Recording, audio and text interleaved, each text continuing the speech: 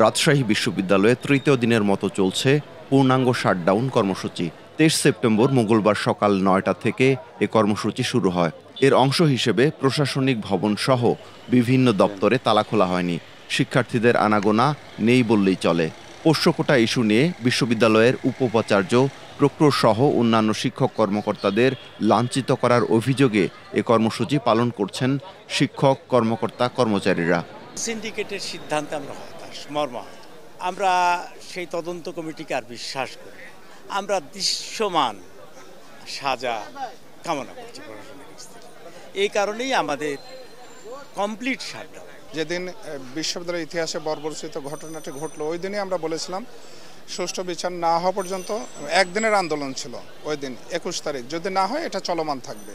আসলে এটা আমরা তেমন কোনো কিছুই দেখতে পাইনি, এখনো কোনো পদক্ষেপই হয়নি। এই জন্য যতক্ষণ না হয় এটা আমাদের আন্দোলন চলমান থাকবে। ২৩ সেপ্টেম্বর সকাল ৯টা থেকেই প্রশাসনিক ভবনের পশ্চিম পাশের লিচুতলায় চেয়ার পেতে কর্মবিরতি শুরু করেন কর্মকর্তা কর্মচারীরা। তারা জানান, জরুরি বিদ্যুৎ সেবা, পানি ইত্যাদি ছাড়া ক্লাস পরীক্ষা সহ সব দাপ্তরিক কার্যক্রম বন্ধ থাকবে। বিশ্ববিদ্যালয়ের প্রশাসনিক ভবন, গ্রন্থাগার সহ অনেক ফটকে তালা খোলা হয়নি। রাজশাহী বিশ্ববিদ্যালয় আমাদের সন্তানতুল্য যে সমস্ত শিক্ষার্থী আমাদের এই শিক্ষকদের গায়ে হাত তুলেছে এবং তারা অনেকের অফিসারকে দাড়ি ধরে টানছে। আমরা এর অনেক দৃশ্য আপনারা ইতিমধ্যে ভিডিও ফুটেজে দেখেছেন।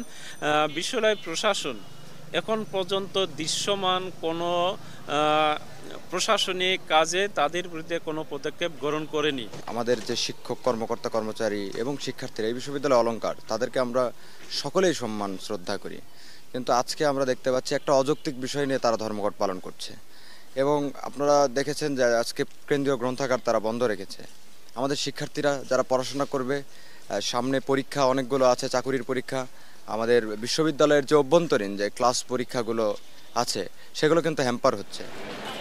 ২২ সেপ্টেম্বর রাকসু কমিশন এক বিজ্ঞপ্তিতে বলে, বিরাজমান পরিস্থিতি বিবেচনায় রাকসু নির্বাচন উৎসবমুখর, অংশগ্রহণমূলক ও সুষ্ঠুভাবে পরিচালনা করার স্বার্থে কমিশন ২৫ সেপ্টেম্বরের পরিবর্তে আগামী ১৬ অক্টোবর রাকসু নির্বাচন অনুষ্ঠানের সর্বসম্মত সিদ্ধান্ত গ্রহণ করে।